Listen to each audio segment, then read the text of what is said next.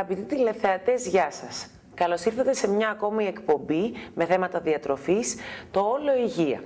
Σήμερα θα μιλήσουμε για κάτι το οποίο ενδιαφέρει τους περισσότερους από εμάς, το αλκοόλ.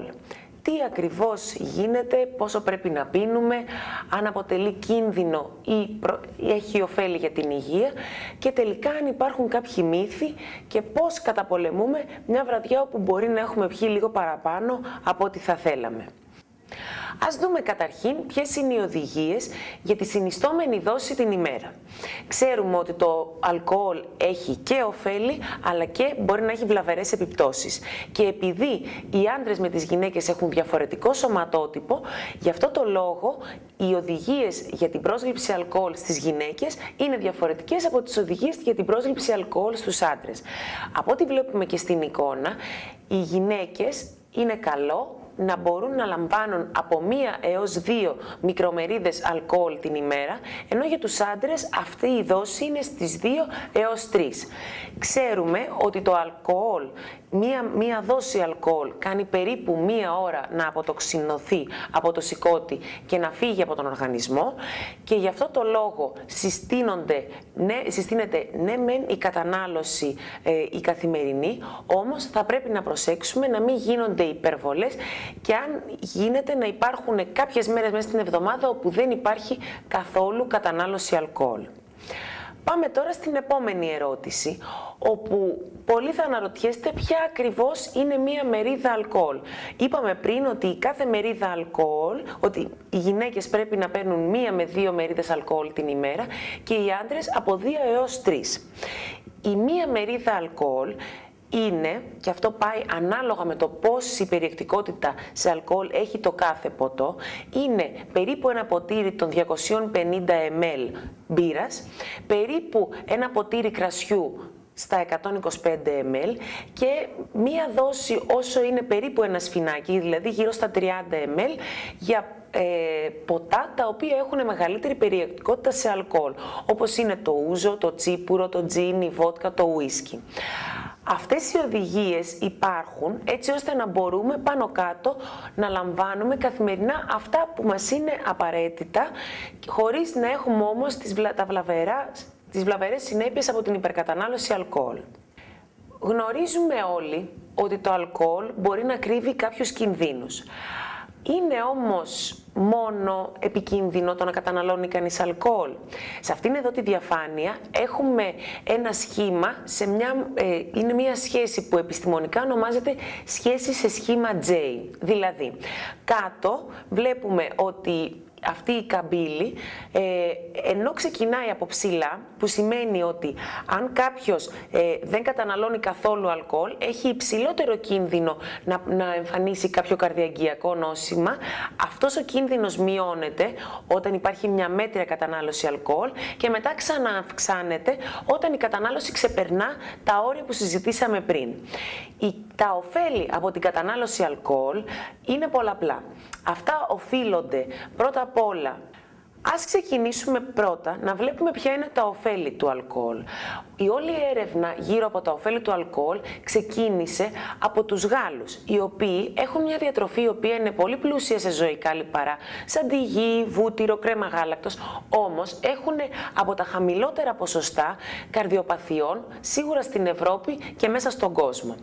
Οι ερευνητές το ονόμασαν αυτό γαλλικό παράδοξο. Όταν όμως μελέτησαν τους Γάλλους, είδαν ότι είχαν μία κατακεφαλήν αυξημένη ποσότητα κατανάλωσης αλκοόλ. Και όταν λέμε αυξημένη, δεν εννοούμε σε παραπάνω από τις οδηγίες που έθεσε ο Παγκόσμιος Οργανισμός Υγείας, εννοούμε μέσα στις οδηγίες που δώσαμε και πριν.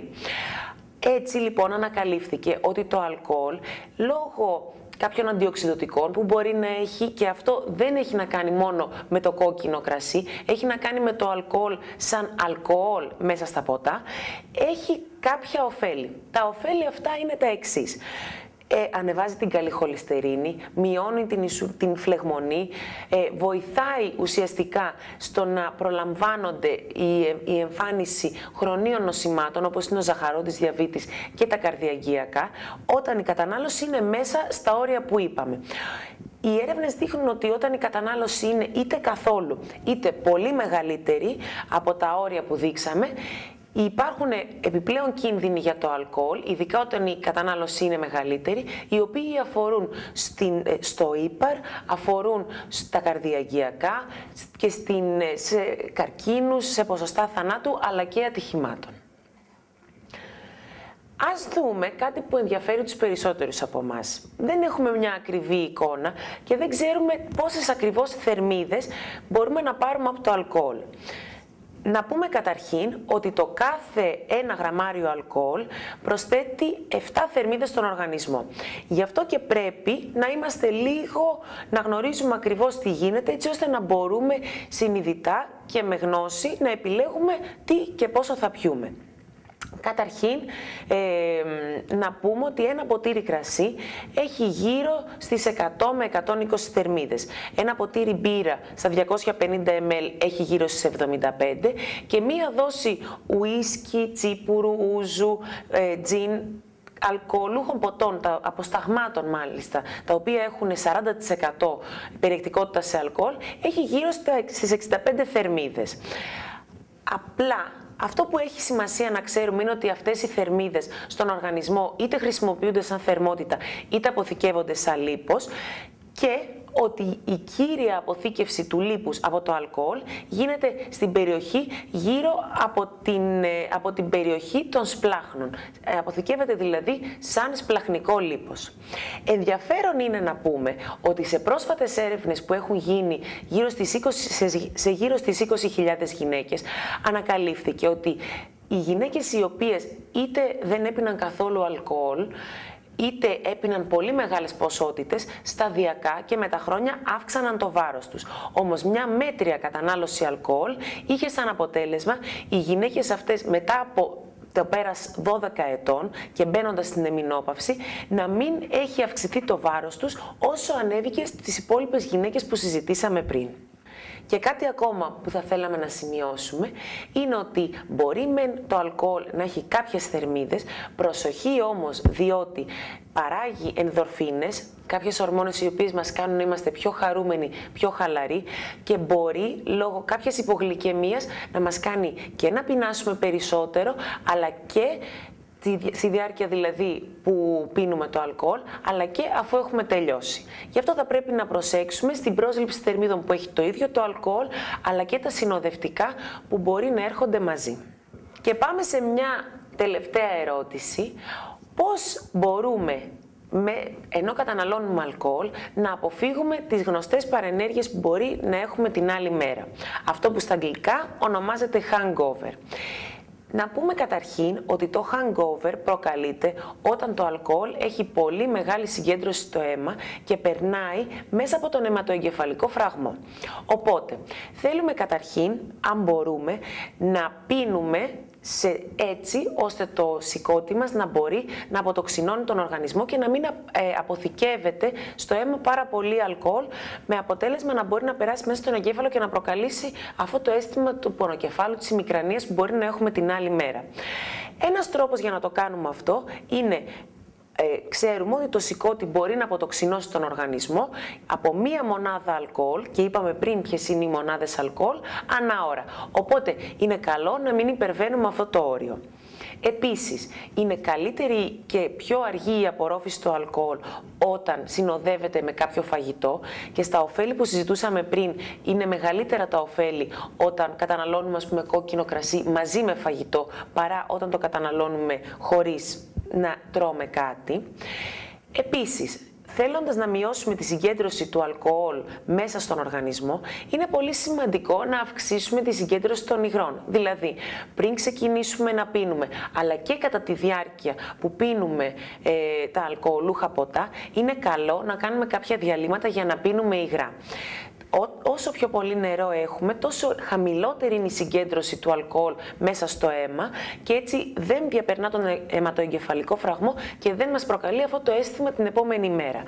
Οπότε και πριν ξεκινήσουμε να πίνουμε και στη διάρκεια του αλκοόλ που είμαστε έξω και θα πιούμε κάποιο ποτό, αλλά και πριν πέσουμε για ύπνο είναι καλό να πιούμε 1-2 ποτήρια νερό έτσι ώστε να μειώσουμε τη συγκέντρωση του αλκοόλ στον οργανισμό.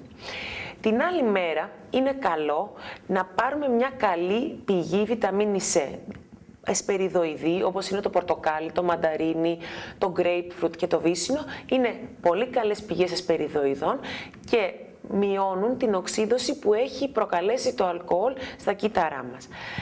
Επίσης, είναι καλό να φάμε κάτι το οποίο έχει υδατάνθρακες, λίγη ζάχαρη, ψωμί, ρύζι, πατάτα, μακαρόνια, για να μειωθεί αυτή η αίσθηση υπογλυκαιμίας που έχουμε την άλλη μέρα και μας προκαλεί πονοκέφαλο. Οπότε κλείνοντας, συζητήσαμε σήμερα αρκετά πραγματάκια τα οποία είναι ενδιαφέροντα όσον αφορούν στο αλκοόλ, πόσες θερμίδες μπορεί να έχει, ποια είναι η συνιστόμενη δόση. Θα σας συνιστούσα να ακολουθούμε τις οδηγίες, να υπάρχει κάποιο μέτρο, έτσι ώστε να μπορούμε να λάβουμε όλα τα ωφέλη που μπορεί να μας προσφέρει. Σας ευχαριστούμε πάρα πολύ που μας παρακολουθήσατε. Θα μπορείτε να μας στείλετε κάποιο email στη διεύθυνση, στην ηλεκτρονική διεύθυνση που βλέπετε στο κάτω μέρος της σελίδας, έτσι ώστε να μας πείτε αν έχετε κάποιες απορίες, κάποιες παρατηρήσεις ή κάποια σχόλια για την εκπομπή μας. Από όλους εμάς στο Όλο Υγεία και στο Euro Channel, σας ευχαριστούμε και καλή συνέχεια.